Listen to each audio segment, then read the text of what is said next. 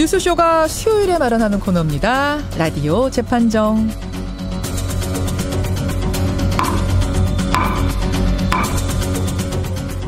논란이 되고 있는 이슈나 인물을 저희가 스튜디오 재판정 위에 올려놓으면요. 여러분 양측의 변론을 들으시면서 평결을 부지런히 내려주셔야 되는 코너죠. 두 분의 변호인 오늘도 모셨습니다. 어떤 분 먼저 소개하시겠어요? 뭐 열심히 쓰고 계신데요? 자, 그럼 백 변호사님 먼저. 네, 안녕하세요. 백성원 변호사입니다. 저는 원래 소개 이렇게밖에 안 하는 거 아시죠? 옆에 노상국님이 알아서 이제 제대로 소개하실 겁니다. 지금 열심히 적고 계셔서 좀 더 시간을 드려야 될 것 같네요. 노상국님, 노 변호사님. 네, 노영희 변호사입니다. 오늘 제가 오늘부터 안 한다 그랬잖아요. 네, 지난번에 엄청나게 기분 안 좋았다고 라디오 재판정에 청원을 막 엄청나게 하지 않는 이상 안 합니다. 이제 청원이 많이 들어왔어요. 노래만 참고 유지해달라. 아까 지금 막 쓰고 계신 게 인사말을 쓰고 계신 게 아니라 오늘 저랑 전쟁하시려고 지금 열심히 쓰고 계셨구나. 꾀꼬리 같은 목소리는 말도 들었는데 이럴 수가. 오늘 사실은 지금 전쟁이라고 표현하셨는데 사실 오랜만에 굉장히 치열한 주제가 재판정 위에 올라왔어요. 근데 그 얘기 하기 전에 청취자들한테 요 며칠 사이에 많이 들어온 질문 하나를 제가 법조인들 만나면 하려고 아껴둔 게 있었습니다. 뭐냐면 5385님, 5455님 등등이 주신 질문. 대한항공 조현민 전무사태. 일단 두 분 어떻게 보셨는지 한마디씩만 할게요. 노 변호사님. 뭐 하나 말할 필요도 없습니다. 정말 한심합니다. 아니, 그 소리 지르는 건 어떻게 들으셨어요? 그분은 제 정신 건강에 문제가 있을 것 같아요. 저는 그 소리 듣고 정말 기절할 뻔했어요. 그분 정신 건강의 문제입니까? 듣는 사람 정신 아니 듣는 사람은 당연히 물론이고 그분도 제가 보기에는 이 머리를 피가 아마 거꾸로 솟아오는 듯한 느낌? 저는 정말 제가 심리학과 나왔잖아요. 예. 여러분 제가 심리학 박사 수료라는 거 잊지 마시고 심리학자로서 봤을 때 그런 행동은 본인에게도 너무나 문제예요. 너무나 쇼킹했다. 매우 위험했어요. 백 변호사님. 저는 사실 제일 놀랐던 건 뭐 물론 그 조현민 전무가 소리 지르는 건 당연히 놀랐는데 그 내용을 자세히 들어보면 뒤에 다른 바깥에서 녹음한 거잖아요. 굉장히 평온합니다.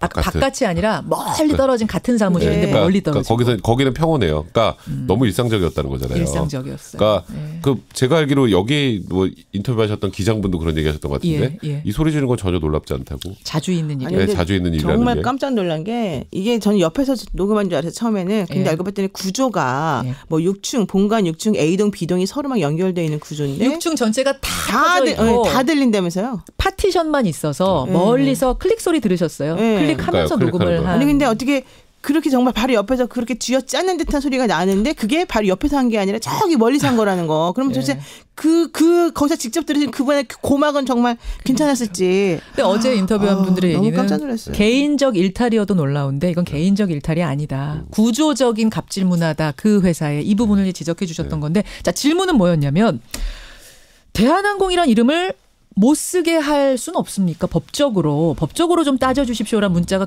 꽤 많이 들어왔습니다. 네, 결론적으로는 법적으로는 안 됩니다. 안 됩니까? 네, 그러니까 일단 대한, 한국 이런 거는 사실은 우리 나라를 상징하는 다 쓸 수 있는 용어는 그렇죠. 아니에요. 원래 당연히 쓸 수 있는 용어인데 문제는 뒤에 항공이 붙어 있잖아요. 업종이 같이 붙어 있는 순간 그 자체로 이제 상표가 되는 거거든요. 그러니까 대한항공이 상표권 등록이 되는 거지 대한은 안 돼요.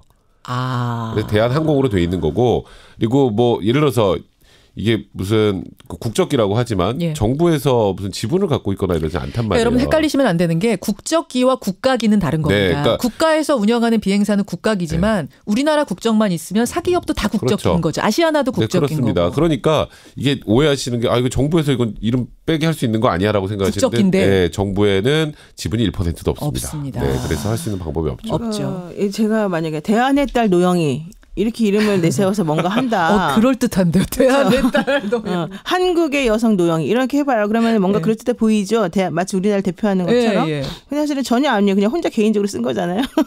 똑같은 거라는 거죠. 그러니까 외국에서 봤을 땐 착각을 일으키지만 실제적으로는 그렇지 않다. 그러니까 일찌감치 지금 이 항공사가 선점한 아무데도 못 쓰게 대한항과 한국항공도 등록해놨다면서요. 한국항공도 등록했죠. 다 등록을 해서 이제 아무도 못 쓰게끔 한 이런 상황이고. 코리아나 항공 이건 없나요? 아직?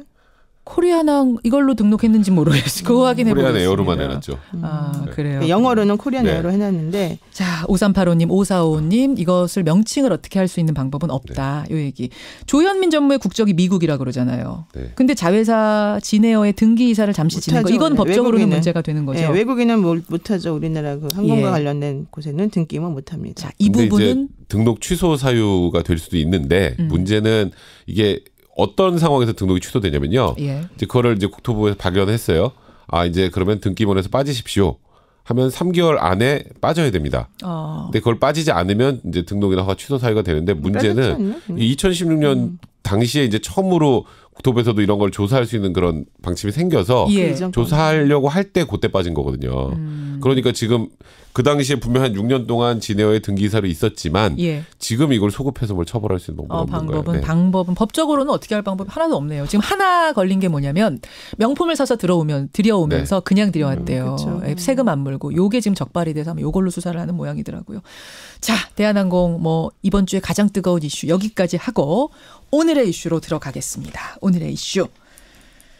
김기식 전 금감원장, 지금 이제 전 금감원장이 됐습니다. 선관위에다가 이러한 행동들 괜찮은 겁니까? 위법입니까? 판단해 주십시오라고 청와대가 요청했더니 한 가지에 한해서 위법이라고 왔죠.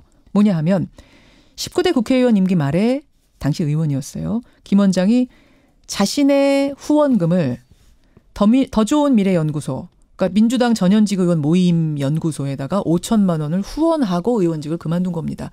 이것은 선거법에 위반이 된다라는 판정이 나온 겁니다. 그런데 법조계에서는 지금 이 해석을 두고 여러 가지 반응들이 나오고 있습니다. 두 변호사의 반응도 엇갈립니다. 오늘 그 주제에 들어가죠. 후원금 땡처리 위법. 다시 이렇게 읽으면 안 되겠군요. 띄어쓰길 잘. 후원금 땡처리는 위법이냐? 아니다. 그렇게까지 볼 사안은 아니다. 오늘의 주제는 이겁니다. 자, 오늘 너무 힘차게 읽으시네요. 저 깜짝 놀랐어요. 이렇게 해야지 마이크에 바로 옆에서 너무 부담스럽습니다. 고성만큼 놀라셨습니까? 진짜 깜짝 놀랐어요. 심장이 쿵 내려앉았어요. 조금 제가 줄이도록 하죠, 파워를. 노 변호사님 어떤 쪽 의견이세요? 저는 사실은 이제 뭐 논란의 여지는 있습니다만은 2016년도에 문제가 되지 않았던 것이 왜 갑작스럽게 문제가 되고 갑자기 위법이라고 하는지 조금 의아스럽고 선관위에서 뭐 해석 내린 것 존중합니다만은 그것으로 인한 파장과 그 배후 혹은 여러 가지 우리가 좀 뭔가 의심하고 있는 그런 부분들에 대해서 혹시 뭐 보이지 않는 뭔가 검은 선이 움직이고 있는 게 아닌가? 이런 생각 사실 좀 합니다. 후원금 땡처리 이거는 위법이라고 할 사안은 아니다라고 보신단 말씀. 그렇게까지 볼 건 아니다라는 거죠. 자, 이렇게 생각하시는 분 노변 뭐 무죄라고 해야 돼요? 뭐라 그래야 돼요? 문제 없다. 뭐 이렇게 보내주시면 되고요. 예쁜 노변으로 해주세요. 예쁜 노변으로 해주십시오. 예쁜은 지향점입니다. 현 상황이 아닙니다. 여러분 또 오해하지 마십시오. 노 변호사님이 갈 길이 바빠요. 백 변호사님. 지금 노 변호사님이 그때 문제 삼지 않았다고 했는데 그때 선관위가 유권 해석을 한번 내렸죠. 특별 회비 등의 명목으로 일상적이지 않은 수준으로 하게 되면 위법할 수 있습니다. 예. 근데 그게 좀 애매하긴 합니다만. 그렇게 딱 답이 온 거예요. 그 돈 낼 때. 그게 뭐 예를 들어서 그 행동은 그냥 문제 없습니다라고 답변을 했다면 그럼 노 변호사님 얘기가 맞는데 그때도 분명히 문제가 있을 수 있다는 취지의 답변을 한 상황이었어요. 어떻게 해석하냐에 따라서 그렇죠. 애매한 답변을 좀 했네요. 이거는 사실 누가 봐도 일상적이지 않잖아요. 누가 봐도 일상적이지 않아요. 그 본인이 소속돼 있는 곳에 그것도 임기 말에 마지막에 5천만 원을 기부하고 그리고 그 이후에 갑자기 소장이 돼서 월급으로 가져갔다. 이거는 법적으로도 위법하고 도덕적으로도 도저히 용인할 수 없는 행동. 법적으로도 도덕적으로도 위법하다 생각하시면 위법. 백변, 백변님은 앞에 뭘 잘생긴 백변. 잘생긴 좋습니다. 저도 지향적입니다. 50원에 담은 100원의 장문 유료 문자 샵 1212 카톡 레인보우까지 열어놓겠습니다. 제가 반박하겠습니다. 그러시죠. 아까 선관위에서 그 2016년도에 물어봤는데 그 일상적인 범위를 벗어나는 것에 대해서 위법할 수 있다는 답을 받지 않았었느냐. 그런데도 불구하고 했으니까 위법이다 이렇게 말씀하셨는데요. 2016년 3월 25일 날 선관위에 질의를 했고요. 지금 백 변호사님 말씀하시는 것과 같은 답을 받았습니다. 그래서 본인들이 이거는 5천만 원 정도 하는 것은 문제가 안 될 것이다라고 생각을 해서 5천만 원 기부를 하고 그걸 아주 자세하게 적어서 보고를 했어요. 그러면 선관위에서는 이렇게 질의까지 했던 사항에 대해서 보고가 들어왔으니 꼼꼼히 살펴봐서 얘네들이 정말 내가 말한 것에 취지를 맞춰서 뭐 제대로 집행을 했는지 뭐가 위법이 있는지를 살펴봐야 되는 거 아닙니까? 보고서를 냈으면은 근데 아무 말도 안 했잖아요. 일단 만약에 선관위의 잘못이 있다. 네, 만약에 선관위의 질의한 대로 선관위가 이걸 위법이라는 취지로 대답을 한 것이라면 예. 우리 같은 사람들이 위법인지 뭔지 모르니까 그냥 내가 이제 판단해서 했단 말이에요, 뭔가를. 예. 그럼 그 당시에 직접 이건 잘못입니다. 내가 당신한테 설명까지 해줬는데 이렇게 엉터리 하면 안 됩니다. 예. 이렇게 말해주는 게 맞겠죠. 왜 그동안 가만히 있었느냐. 자, 일단 선관위에 대해서 질책하신 거고 똑부러지게 말을 안 했느냐. 그건 말고 이제 오늘의 쟁점은 뭐냐면 아니 오늘의 쟁점이 연결되는 거예요. 연결되는 거예요. 네. 공직선거법에 저촉이 되느냐 안 되느냐 이 행위를 선관위 것은 차치하고 두 분의 판단은 어떠냐를 저는 듣고 싶은 거예요. 일단 이제 김기식 전 금감원장 그런 얘기를 하죠. 억울하다라는 표현을 쓰면서. 그 전에 잠깐 설명을 드려야 될 것은 이 선관위 해석대로라면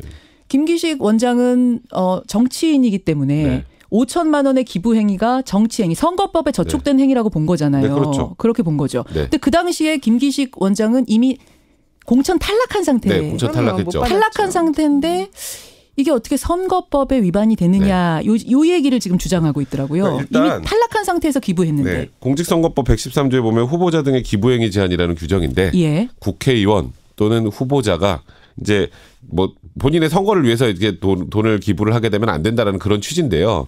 일단 그 당시에 임기 말이긴 하지만 국회의원 신분이었고 물론 뭐 김기식 전 원장이 얘기하는 것처럼 억울한 부분은 아니 나는 공천도 탈락해서 후보도 아닌데 이게 내가 무슨 선거법 위반이야라고 나 총선 하지만 안 나갈 건데.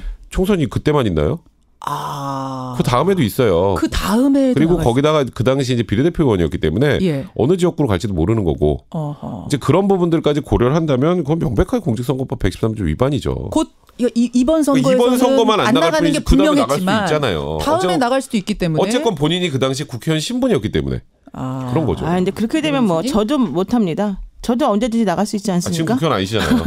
그러니까 제가 궁금한 건 뭐냐면요. 국회의원 하시고 마지막에 잘 들어보세요. 뭐냐면 김기식 의원은 비례대표 의원이었어요. 비례였습니다. 비례대표 의원이 선거구가 따로 있습니까? 전국구죠. 전국구잖아요. 그러면은 비례대표인 의원은 어디에도 기부를 하면 안 되는 거예요. 자, 그 전에 잠깐만요. 그러면 지역구가 있는 의원은 자기 지역 빼고 다른 데다간 해도 돼요? 기본적으로 자기 선거구라고 지금 되어 있는 거 아니에요? 113조가? 자기만 안 되는 거다. 그러니까 자기네 거 아니면 다른 데 해도 돼요. 근데 김기식 의원 같은 비례대표는 아무 데도 못 하는 거예요. 이 말대로 하자면. 그리고 저처럼 실질적으로 선거 후보자가 되고자 하는 마음이 뭐 지금 전 없습니다. 또 오해하지 마세요.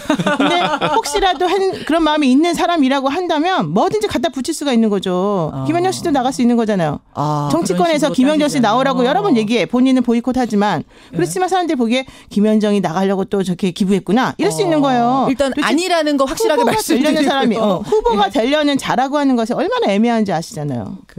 애매하다. 코에 걸면 코걸이, 귀에 걸면 귀걸이 아니냐. 그때 가서는 아무 말도 안 하더니 갑자기 뭐예요. 그러니까 그게 우리 같은 일반인이라면 지금 말씀하셨던 것처럼 그렇지만 현직 국회의원 신분이었어요. 그 당시에. 그리고 말씀하셨던 것처럼 비례대표 의원이기 때문에 다음에 어느 지역구를 갈 수 있을지 모르잖아요. 그럼 당연히 이 과도하게 하는 기부행위나 이런 부분들은 문제를 삼아야죠. 그러니까 나는 비례대표 의원이니까 그럼 기부 그냥 뭐 5천만 원 1억 나 정치 후원금 받는 거 아무렇게 해도 되나요? 그러니까 우리 같은 경우는 완전히 그냥 정치랑 그렇죠. 저희는 지금 자연인이잖아요. 아무 상관이 없는 자연인의 경우와 현직 국회의원은 적용이 달라야 한다. 그건 당연히 달라야죠. 그러면 예를 들어서 비례대표 의원이 지금 이 돈도 정치 활동하시라고 후원금 모아놓은 거를 모아준 것을 임기 마지막에 거의 땡처리 하듯이 본인과 관련 있는 단체들 이렇게 또 밀어넣은 거라면 그거는 법적으로 도덕적으로 잘 볼 수 없는 부분이에요. 땡처리는 사실 개념이 좀 잘못 적용된 건데. 이건 이제 민주당에서도 땡처리 후원금이라고 표현하기 때문에 저희가 용어 쓴다는 건 말씀드리고요. 중요한 건 더 미래 연구소라고 하는 것을 줬잖아요.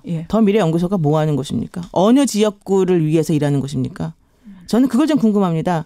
이게 지금 두 가지 모임이 나와요. 하나는 더 좋은 미래라는 이름이 나오고 하나는 더 미래 연구소라는 게 나와요. 이거는 그냥 국회의원들이 의정활동을 잘하게 하기 위해서 모여서 뭔가 좀 열심히 해보자라고 해서 만든 거지. 이게 특정한 지역을 위해서 만들어진 연구소도 아니고 특정한 목적을 가지고 만들어진 연구소도 아니에요. 그래서 지금 이 민주당 라인 의원님들이 모여서 우리 앞으로 정말 더 좋은 미래를 만들어 보기 위해서 모임을 만들자. 그래서 그 모임을 만든 사람들끼리 우리 그럼 의정활동을 구체적으로 하기 위해서 이런 식으로 연구소 만들어서 우리가 좀 뭔가 좀 실체를 가지고 지향점을 내보자 이런 의미에서 만드는 곳인데 그럼 여기다가는 그러면은 누구한테 받아야 지금 정당해요? 이런 연구소는 그럼 어디서부터 기부를 받아야 도대체 이 연구소에 대해서 왜 지금 주면 안 된다는 거예요? 저는 아예 주면 안 된다라고 하지 않았어요. 나중에 그 사람이 간 것하고는 이거는 그때까지는 아직 아니었기 때문에 분리를 시켜야 되고 그러면 5천만 원 주면 안 되고 4천만 원 주면 되고 3천만 원 주면 되고 이럽니까? 그 부분은 어떻게 생각하세요? 그러니까 통상적으로 여기 지금 보면 김기식 그 당시 의원이 그 과정에서 어느 정도씩 돈을 냈을 거 아니에요. 그건 당연히 기부를 했겠죠. 뭐 이거는 그 본인들끼리 만든 단체니까. 근데 그때보다 확 많이 내는 거니까 김기식 그 당시 의원도 선관위 질의를 했던 거죠. 그렇죠. 그러니까 일반적이지 않다는 걸 본인들도 알고 있었던 거예요. 5천만 원이라는 거는. 그러니까 그런 기준으로 생각을 해야지. 그러니까 5천만 원은 되고 4천만 원은 되고 이런 기준이 아니라 이분이 예를 들어서 그 당시에 한 100만 원씩 했었다. 그럼 100만 원이 통상적인 거예요. 자, 돌다리도 두들겨 보고 건너라 이런 말이 있습니다. 질의를 했다고 해서 내가 의심하니까 질의한 겁니다. 이게 아니에요. 내가 돌다리를 두드려 보는 심정으로 혹시라도 문제가 생길 수 있을까 봐 혹시라도 내가 모르는 부분이 있을까 봐 물어보는 것이고. 알겠습니다. 저는 김기식은 안 좋아합니다. 분명히 말씀드립니다. 그런데 중요한 건 내가 누굴 좋아하고 안 좋아하고 문제가 아니에요. 왜냐하면 이분이 하려고 했던 그것이 결과론적으로는 어그러지게 되었다는 거. 이 도미노 현상을 잘 봐야 되고 나비 효과를 보셔야 돼요. 이렇게 얘기할 때는 백 변호사님이 저는 좋아합니다. 하지만 이건 잘못됐습니다. 이렇게 얘기하셔야 안 좋아하나 봐. 될 것 같은데 지금 청취자 한 분이 근데 돌다리도 두들겨보고 건너라는 속담 말씀하시니까 다른 한 분은 오얏나무 밑에서는 가끈도 고쳐매지 말라고 했는데 왜 그러면은 김기식 의원은 그때 이렇게 자신이 곧 소장으로 가게 되고 자신이 연구소 소속인 그 연구소에다가 자신의 후원금 5천만 원을 척 기부했느냐 이건 굉장히 오해받을 짓 아니냐 문자 주셨어요. 제가 설명할 것을 청취자분께서 적어주셨네요. 그렇게 속담을 하나 보내셨네요. 서로 텔레파시가 통화. 아니 이럴 수가. 방송에서 이상합니다 오늘따라. 뭐 청취자 문자 얘기 나온 김에 조금 더 볼까요? 2518님. 예쁜 노변. 설명을 좀 보내주시면 고맙습니다. 그 문자번호 하나만 더 빨리 불러주세요. 25 몇 번이요? 2518님. 고맙습니다. 정현우님. 저는 백 변호사님께 한 표 던집니다. 진영 논리에 갇혀서 이건 볼 문제가 아니다. 황호규님도 그런 문자 주셨고 5089님 외에 또 많은 분들은 일단은 선관위의 문제가 굉장히 심각했다라고 말씀들을 많이 하세요. 그러니까 애초에 질의했을 때 똑 부러지게 된다 안 된다 했으면 됐을 문제를 애매하게 답변을 주는 바람에 지금까지도 법조인들 의견이 갈리는 이런 상황 아니냐. 선관위가 좀 똑부러지게 했어야 된다. 이거는 맞는 말 같으네요. 그러니까 선관위가 잘못했어요. 그러니까 선관위가 잘했다는 건 전혀 아니고 이건 그냥 그거를 좀 다른 차원에서 이 위법이냐 합법이냐를 바라봐야 된다는 겁니다. 그러니까 선관위가 애매하게 답변했을 때 그럼 그 김기식 당시 의원이 똑부러지게 답변해 주십시오라고 요청했었으면 어땠을까? 저는 그 생각도 갑자기 드네요. 똑부러지게 답변해야죠. 그런 요청을 하거나 말거나. 그리고 아니면 중요한 건 보고서를 냈잖아요. 그러면 본인들이 보고서를 보고 우리가 의도했던 게 아닙니다. 이거 잘못했으니까 걷어들이십시오. 거두세요. 말을 했어야죠. 왜 2년 동안 가만히 있냐고요. 선관위에서 그 당시에 진지하게 보질 않았던 거예요. 제가 보기에는. 그때는 진지하지 않았다. 근데 이제 지금은 청와대에서 요청을 해서 정확하게 정밀하게 조사를 해보니 이거는 공직선거법 제113조에 충분히 위반할 소지가 있다라고 정확하게 유권 해석을 한 거죠. 그렇게 보시는 거군요. 자, 여러분의 의견 조금 더 보내주십시오. 5089님. 문자가 안 오나 보네. 빨리 보내주세요. 선관위부터 개혁해야 합니다 하셨고요. 또 백변 지지하는 문자들 좀 정리가 됐나요? 백변님. 지지하는 문자들 보내주십시오. 50원의 단문 100원의 장문 유료 문자 샵 1212 카톡 레인보우. 이찬택님. 정치후원금 받아서 그 연구소에서 더 좋은 정치를 위해 애쓴 거라면 그거는 괜찮은 거 아니냐 이런 문자를 주셨고 선관위가 잘못했던 문자가 제일 많이 들어와요. 그렇죠. 그러니까 지금 노변 백변 문자를 제가 지금 막 찾는 이유가 문자 굉장히 많이 들어오는데 선관위가 직무유기 아니냐 문자가 제일 많이 들어와서 이거 판단을 어떻게 해야 되나 오늘 어떤 분한테 문자가 더 많이 들어올까 모르겠네요. 자, 이야기를 조금 더 이어가 보겠습니다. 김기식 원장, 지금 이 시간이 거의 다 됐나요? 그러면 마감을 하고 나서 마지막 변론 기회를 드리도록 하죠. 자, 김기식 원장이 의원 시절에 자신이 공천 탈락은 확정이 된 상태긴 했지만 어쨌든 국회의원 신분으로 자신에게 들어온 정치 후원금 5천만 원을 자신이 지금 소속돼 있고 끝나고 나서 소장으로 갈 그 연구소에다가 기부를 합니다. 이번에 선관위는 그 행위가 위법하다고 했습니다. 이것에 대해서 노 변호사님은 이건 선거법 위반 아니다. 이미 공천 탈락한 상태 아니냐. 이건 위법 아니다. 백 변호사님은 위법 소지가 있다. 공천 탈락의 문제와는 상관이 없다 말씀하셨어요. 청취자 여러분들의 판단은 67대 33, 67% 대 33%로 위법까지 볼 사안은 아니다. 노 변호사님 손을 들어주셨네요. 마지막 변론 백 변호사님. 이거는 성관이 때문에 그런 것 같네요. 성관이 때문에 그런 것 같은데 사실 이번에 김기식 전 원장이 됐죠. 예. 이렇게 낙마까지 하게 된 이유가 이걸 포함해서 여러 가지 논란이 된 것들이 많이 있었잖아요. 그러니까 이게 법적으로 위법하건 위법하다고 볼 소지가 뭐 그렇게까지 높지 않다라고 보건 간에 이제는 국민들 눈높이 많이 높아졌으니까 정확한 기준이 좀 설정이 될 필요가 있다. 법은 차치하고 일단 도덕적으로 봤을 많이 때. 듭니다. 예, 노 변호사님. 김기식 전 원장이 금융감독원 원장이 된다고 하니까 사실 많이 떨었어요. 그리고 우리는 정말 기대를 많이 했습니다. 그리고 난 다음에 삼성증권 사태가 터졌고 신한금융 채용비리 등 현안이 너무 많아서 이분이 이제 이걸 제대로 개혁할 수 있겠다. 기대가 컸죠. 그러나 어떻게 됐습니까? 이 점이 중요하다고 봅니다. 그래요. 여기까지 오늘 재판정 후끈했습니다. 두 분 고생하셨습니다. 네, 고맙습니다. 고맙습니다. 노영희 변호사, 백성문 변호사였습니다.